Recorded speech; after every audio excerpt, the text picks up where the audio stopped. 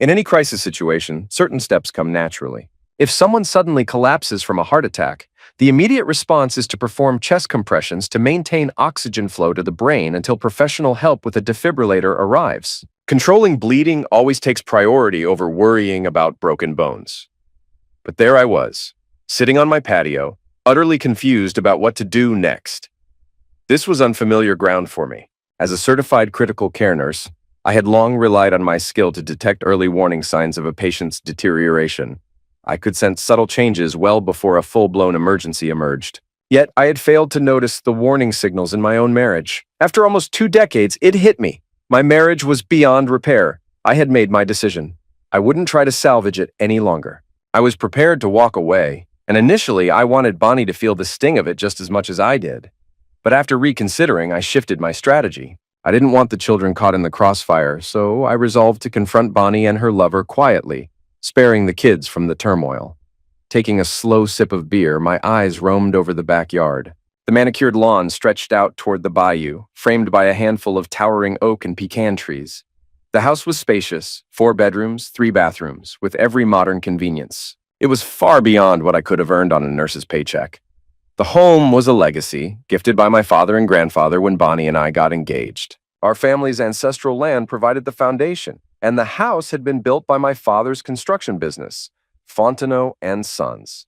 I'd never been obsessed with wealth. All I wanted was enough to provide for my family and enjoy simple pleasures. I had a boat for fishing and camping excursions, a truck to tow it, and the occasional rifle or tool. Family was everything to me, and now it all felt like it was crumbling. I noticed my sister Susan stepping out of her back door, her house almost an exact replica of mine, down to the dock we shared on the bayou. I raised my hand and she made her way over. There was a lot that needed saying. "Starting early today, Rob? It's just 2 in the afternoon and you're already on a beer? That cooler must be half empty by now," she joked, eyeing the bottle in my hand. I shrugged. "I'm off for the whole week. Figured I'd settle in out here. Don't want to keep running back inside for another drink." I offered her a beer and she accepted, twisting the cap open as she sat down beside me. Susan's casual tone faded quickly. "Okay, what's really going on? When you called me and said I needed to come home and not tell anyone, I thought someone got hurt. You said no one was dead or injured, but you don't sound okay. I'm pretty sure you didn't just call me for company." I didn't waste time dancing around the truth. Bonnie's been unfaithful. I found out a couple of hours ago. Got an email with proof attached. Video proof. Her face froze in disbelief. "Are you absolutely sure? That has to be some sick joke, right?" I nodded, voice tight. "No joke. The email came from pissed off 999. Said your wife is cheating. Here's the proof. More to come." "Never heard of them before." Susan sat back, absorbing it all, then exploded with fury. "That cheating? How could she? Does she think I won't destroy her and that man? I swear, I'd rip her hair out. And wait, Rich, my husband? She's sleeping with him? They're both betraying us?" Her face drained of color, tears threatening. I pulled her into a hug. "I wanted to tell you softly I've had a few hours to collect myself, enough not to lose it completely." She wiped her eyes and squared her shoulders, anger flaring hotter than ever. "So what's the plan? Wait for them to come home and confront them head on?" "No," I said. "We play it smart. Tonight we act like nothing's wrong. Greet them with a kiss like any other day." She gave me a skeptical look. "You want us to pretend? Act normal after all this?" "Yes," I insisted. "We need a plan. Tomorrow we'll meet with a lawyer. The only silver lining, we haven't been exposed to any diseases. Unless you've been up to something too." I tried to lighten the mood. She shot me the finger. "No way! Rich isn't getting anything from me. I just started my period. So he's out of luck for now." "We can't tell the kids yet," I reminded her. "Not until we know how to handle this." She asked where they were. "Sent to Mom and Dad's this morning. They left right after I came outside, no questions asked. Between us, we had 5 kids. Susan's oldest, Rob, was just a few months younger than my oldest, Jason, who was 17. Then, the twins, Dave and Cindy, 16, and my daughter, Deidre. Our household was a whirlwind, loud and chaotic, but filled with life. Rich had always been a good father and uncle. He helped the kids with schoolwork while I took charge of the outdoor fun, camping, fishing, hunting. We started small with backyard trips, then ventured deeper into the swamps. Rich piloted one boat while I took the kids in another. As they grew, The trips became more challenging, forcing the kids to rely on each other. Made me proud to see their strength, resourcefulness, and the value they placed on family. Now that family was unraveling before my eyes. I had to figure out how to bring this crashing down without losing everything important to me. Just 3 weeks ago, I adjusted my work schedule to take 6 days off in a row. I spent them at Paw Paw's old fishing camp with the kids, driving one boat with the girls, letting the boys take turns on the other. We fished, caught crabs, laughed. It felt like a perfect slice of family life. Though behind the scenes, Bonnie and Rich had already made their choices. The thought of breaking the news to the kids shattered me. Family was everything, and the idea of ripping it apart was unbearable. We can't hide this from them forever, I told Susan. She agreed. True, but not now. I'll make sure nothing looks off while we figure this out. There's no way I can forgive this, I said, pain cutting deep. Bonnie's excuses won't fix what she's done. I need to find a way forward without letting anger destroy me. I can't lose the kids, and I can't do something reckless. Susan nodded firmly. I get it. Next, we make sure she doesn't take more than what's hers. I'll fight to keep everything fair. She smiled, confidence returning. Our houses are safe. Paw Paw made sure of that. Bonnie and Rich can't touch the property, even if they try. She reminded me about the prenuptial agreement. Dad pushed hard for it. I didn't understand why then, but now, it could be your biggest advantage. I had almost forgotten about that prenup, but now it made perfect sense. Bonnie's father had always distrusted me, fearing I might exploit his daughter's wealth. The agreement was designed to protect his assets, clearly stating that anyone caught cheating would only receive a small fraction of the marital property. In the days that followed, I kept replaying the incriminating video showing Bonnie and Rich together. Who filmed it? How did it get leaked? The questions multiplied. Susan demanded to see the footage. Watching it, her anger flared. I can't believe they think they're untouchable, she fumed. We agreed on a careful, strategic approach, not just to confront Bonnie and Rich, but to safeguard ourselves and our family. Then Susan broke down crying, and I couldn't hold back either. The weight of it all hit us hard. Nothing would ever be the same. That evening, I pretended to be drunk. With a half-empty beer, I welcomed Bonnie at the door with an exaggerated hug and kiss. She returned it passionately. I scanned her for any sign of guilt or distance, but saw nothing. She was as seductive as ever, and for a moment desire flickered until anger swept it away. Disgust replaced attraction, and I cut the moment short with a cold, "Dinner's ready." The next morning, I watched Bonnie leave with Rich. I called Susan. How was last night? No issues, she said. Kept it light with jokes. Almost lost it when Rich made a move, but held back. He probably wants to see Bonnie again today. He's lazy about all this. Won't risk anything uncomfortable. By mid-morning, we met with Jake, a divorce lawyer and Susan's colleague. He'd known us for years and agreed to represent us. Do you have solid proof? Jake asked. We assured him we did, but held off showing it. He reviewed our prenups and was impressed. Strong agreements. Did you get legal advice? My dad insisted, I said. Made sure we both signed before marriage. Jake smiled. Cheating limits your claim to 20% of community property, savings, investments, all that. The rest is off limits. What if Bonnie hid money after marriage? I asked. That's community property, Jake replied. Anything pre-marriage is hers alone. Improvements like solar panels. Depends on funding and paperwork. So she only gets 20%? I confirmed. Exactly. You can push her to move out possessions or pay storage fees, but if she's smart, she'll walk away. Jake warned us to keep the video private. If you leaked it, they could sue. If it leaked from their side, that's their problem. Susan and I exchanged looks. We'd thought about sharing it with family, but the risk wasn't worth it. First, we needed to know who recorded it. We planned when to serve divorce papers. I wanted to wait till Friday, but Jake recommended Thursday noon, so they'd have the weekend to stress over finances and paperwork. Susan and I joked about serving them at home, but Jake shut that down. Better to serve at work, public and humiliating. After the lawyer's office, we spent hours at the bank, opening new accounts, moving funds, paying off credit cards, and closing joint accounts tied to them. No big debts, just small details. Jake stressed documenting everything to stay legally clean. That afternoon, more videos of Bonnie and Rich landed in my inbox. Same location, same betrayal. I cautiously replied to the anonymous sender, thanking them but warning about the risks if the footage went public. Deep down, I wished everyone would see the truth, but I wasn't about to risk legal trouble. Soon, I got an address. 9203 Victoria Street, apartment 201. At the building, the receptionist refused help until I hinted at my brother-in-law's shady dealings. Minutes later, I held the lease details, rented under their employer's name, signed by Rich. Their so-called secret hideout wasn't secret anymore. I wondered how the company would react. Thursday arrived, and within half an hour of being served, Bonnie called furious. "Divorce? Are you kidding?" "I know about you and Rich," I said calmly. "I'm setting you free." She denied everything. "It's just rumors. He's family." "I believe it. You'll regret this. I'll take the kids, the house, the boat, everything." I stayed composed. "Get a lawyer. Your things are being packed now. Susan's handling Rich's. Locks changed, restraining orders in place. Find somewhere else to stay." Her screaming ended as I hung up.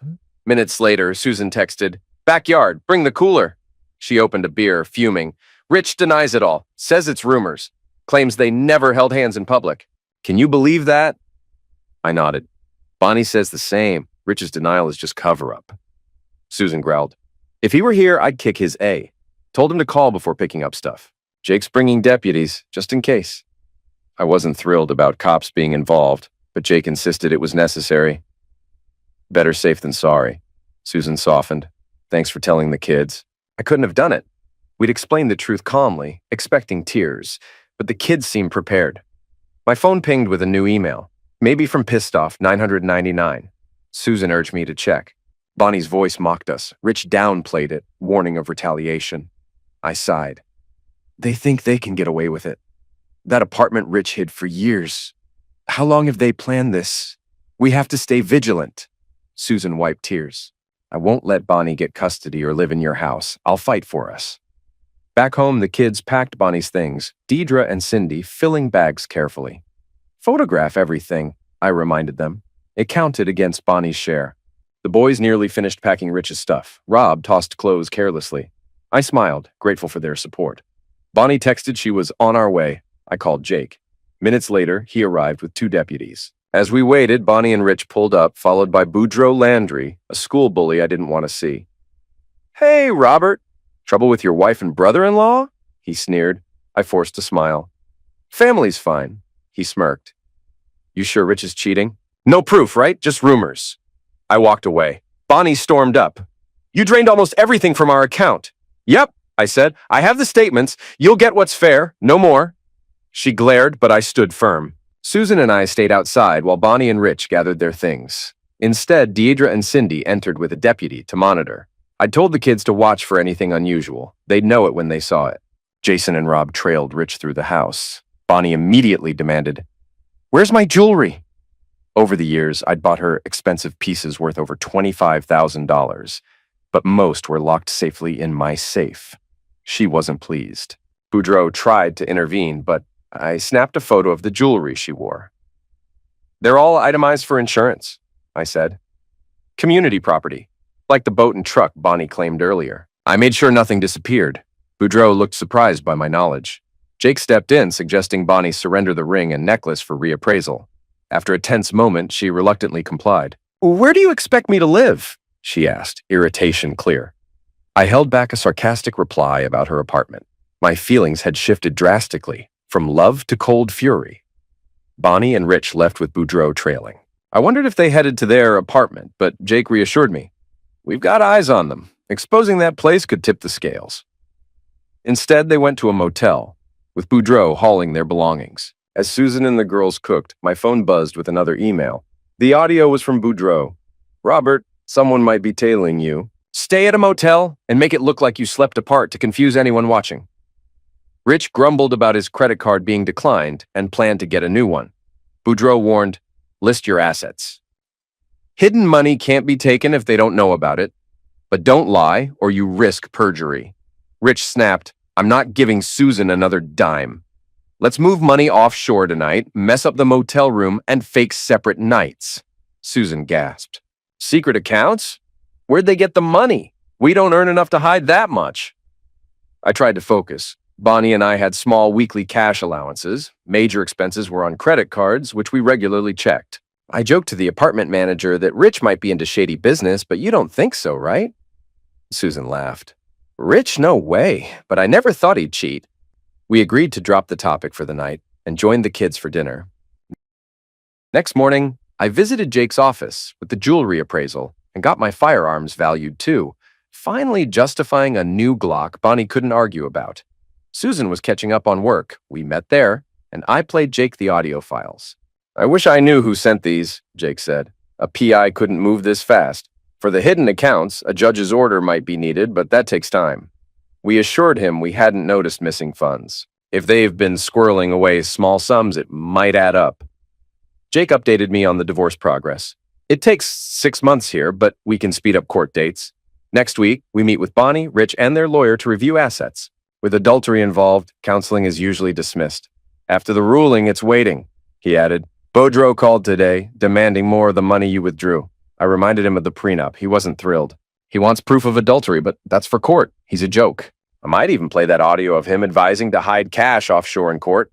Won't get him disbarred, but it'd embarrass him. I hated the idea of working that weekend, but no one could cover my shifts. "What if I start coughing and need a COVID test?" I joked with Sharon. "Could you cover then?" She laughed but took it seriously. "Nice try.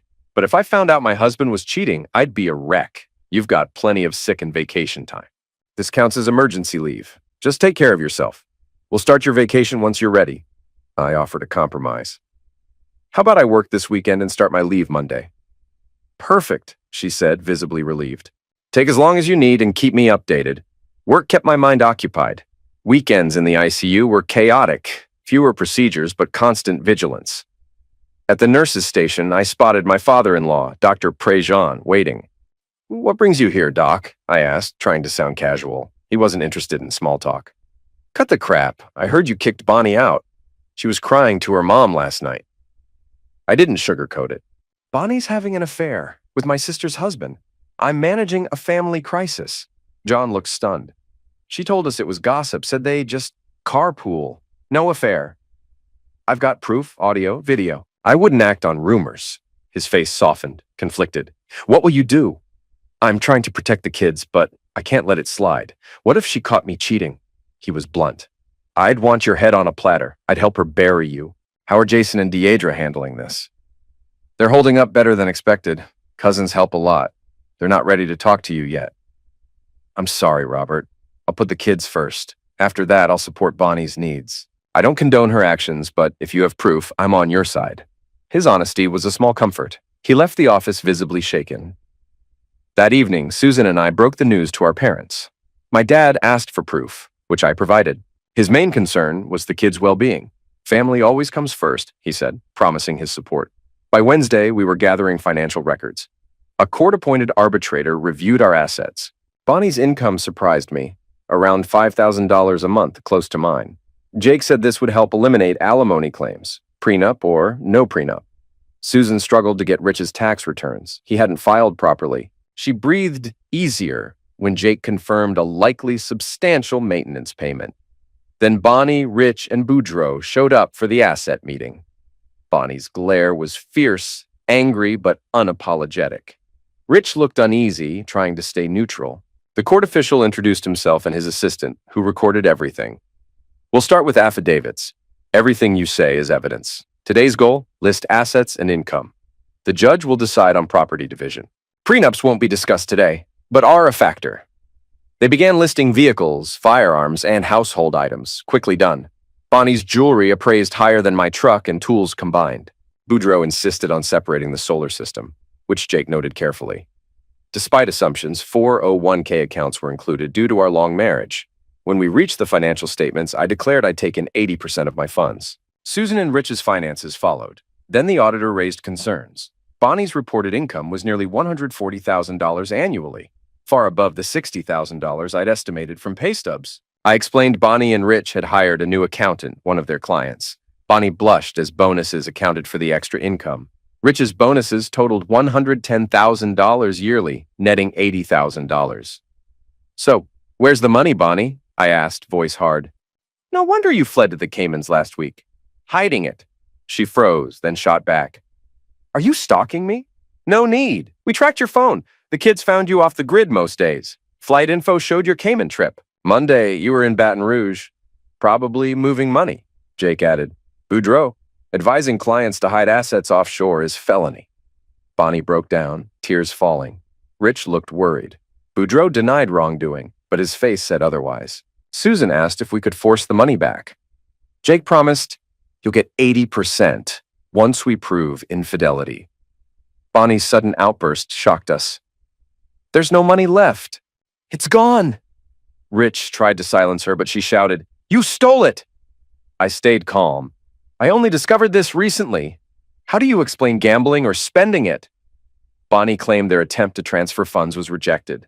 They'd investigated in Baton Rouge, but no records showed where the money went. Jacobs volunteered to dig into the Baton Rouge accounts, promising quick results for the court records. After Bonnie and Rich left, Susan asked, frustrated, "Where did the money go?" I shrugged, thinking, another mystery. Jake and Boudreaux pushed to speed up the case, likely pressured by Bonnie and Rich. After a week at a motel, they moved into an apartment, their finances tight.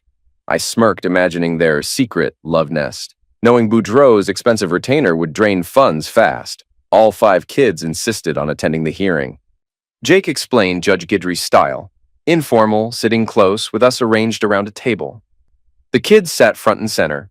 We stood when the judge entered, warned to behave or be removed. The judge reviewed the cases, then addressed adultery. Louisiana law doesn't penalize it in divorce, but prenups matter. He detailed asset discrepancies and attempts to hide funds. Investigations found Bonnie and Rich had $120,000 and $160,000 in Baton Rouge accounts, but transferred the money a week before divorce papers, legally, into 5 children's accounts. I was stunned. Bonnie hid the money in plain sight. The judge noted the transfer couldn't be undone without proof of fraud. None existed, so the money stayed with the kids. Bonnie and Rich glared, defeated. We all shook our heads, no proof of fraud. Custody came next. Deidre said she wanted to live with me, citing Bonnie's cheating. Jason and some siblings agreed. Others chose their mother for the same reason. The judge reminded Deidre cheating wasn't legally established yet, but mentioned she could petition emancipation at 16, supported by a $56,000 college fund. The siblings echoed this, claiming independence through their funds. The judge smiled, warned them to behave, and said he'd consider their wishes. Jake then presented photos of Bonnie and Rich together. Boudreaux objected, calling the photos possibly doctored, but Jake stood firm.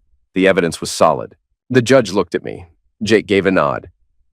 "Your Honor, I don't know the source of these, but I have videos and audio from an anonymous sender. The photos are screenshots from those videos. I'd prefer not to show the full video unless necessary. If allowed, I request the children be excused. They shouldn't see this." Deidre shrugged. "No problem, Dad. We've seen worse." Cindy joked, making everyone laugh by describing one video's awkward moment.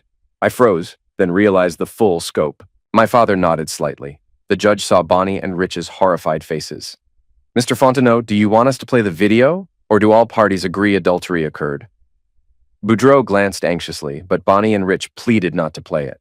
The judge relented. After a private talk, Boudreaux conceded, "We accept the plaintiff's claims." The judge ruled, "Since adultery is agreed upon, the prenuptial agreement stands. Mr. Fontenot and Miss Jenkins receive 80% of community property.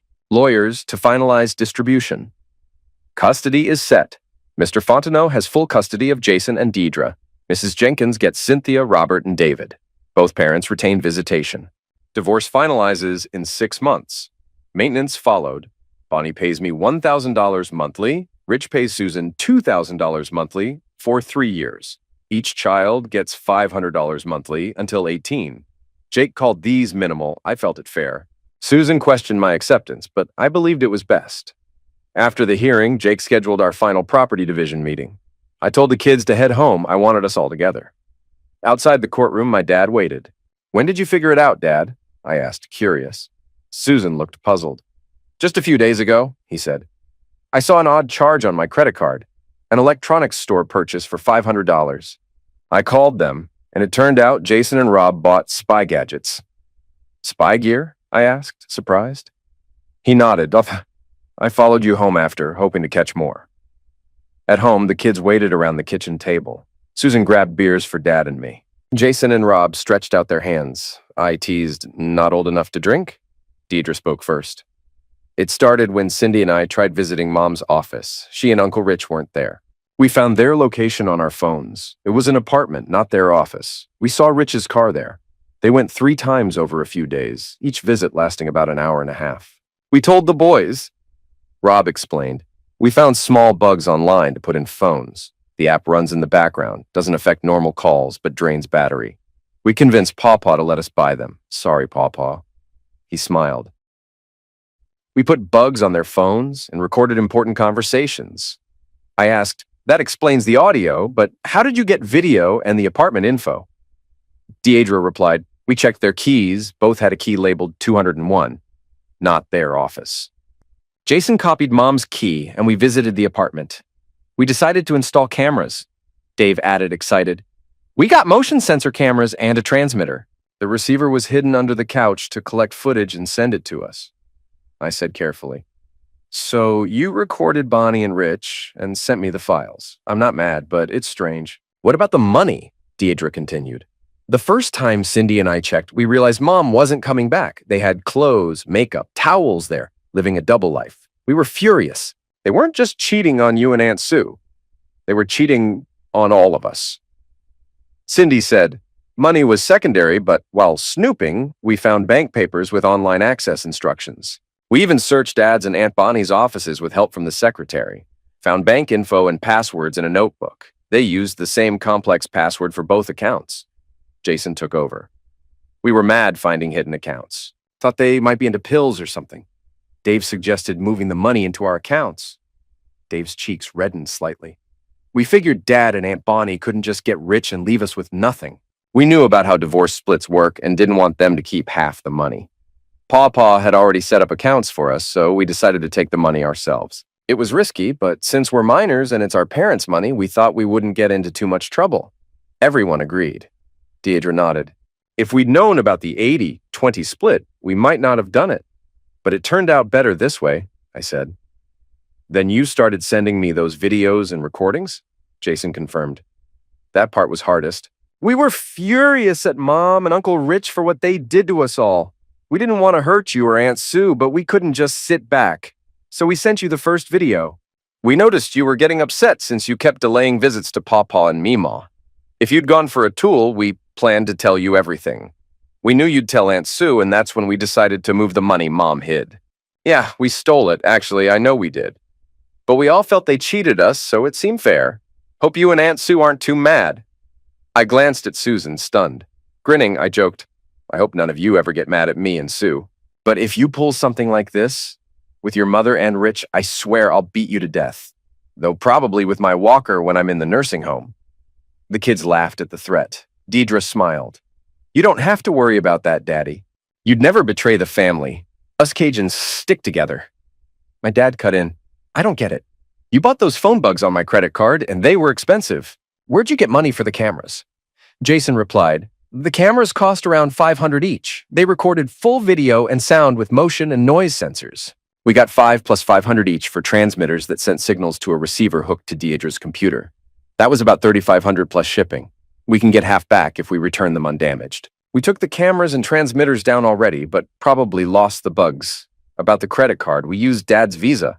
I was confused. I don't have a Visa. Jason smirked. You do now. I applied for one and forged your signature. It has a $10,000 limit. Deirdre added, we bring in the mail daily, so hiding things was easy. Cindy and I set up the pissed off 999 email account. Rob named it because he was so mad at Mom and Uncle Rich. The kids smiled proudly as Susan, Dad, and I showed our impressed faces. So the bugs are still working? I asked. Dave nodded eagerly. They'll keep going as long as the phones have battery. Between the bugs and a phone locator app, we know where they are and what they're doing all the time, Dave added. Whenever they talk near their phones, we hear it. It's voice activated, so we get a lot of car noises and office chatter. We took turns sorting through the recordings for important stuff. I asked to see the audio feed. At the property settlement, Susan and I learned Bonnie was desperate for her jewelry, giving up most cash and household items. We agreed to some demands, but made them beg for the rest. Susan shocked everyone when she jokingly suggested Bonnie and Rich march through town with signs saying, we cheated on our spouses. She said Bonnie should wear only a G-string and pasties, Rich a jockstrap. Otherwise, we'd appeal alimony and child support. Boudreaux almost turned purple, clearly too interested in the idea of a scantily clad Bonnie. We overheard him warning Bonnie and Rich they got off easy and that we might appeal. Susan backed down only after forcing them to apologize on their knees. Epilogue. I can't say how it happened, but I swear I had nothing to do with it. 2 months after court, Bonnie and Rich's insurance company found Rich had been using company funds to rent a love nest. While others got bonuses, Bonnie's were suspiciously high and Rich's were hefty too. To avoid scandal, they quietly fired them. None of our videos went online, despite our jokes about making Bonnie and Rich internet stars. The kids didn't want embarrassment, and I respected that. Now Bonnie and Rich work at a small shipping company in New Orleans. They rarely contact the kids. Last I heard, they're struggling to keep up with alimony and child support. I wish them well, or maybe not. A little joke I like from Vandemonium: Thibodeau sat on his porch when cousin Boudreaux pulled up with 5 penguins in his truck. Boudreaux, what are you doing with those penguins? They followed me home. Ain't they cute? Take them to the zoo tomorrow. 2 days later, Thibodeau saw Boudreaux walking with an umbrella, a bag, and 5 penguins behind him. Boudreaux, didn't I tell you to take them to the zoo? I did. We had such a good time. We're heading to the beach today.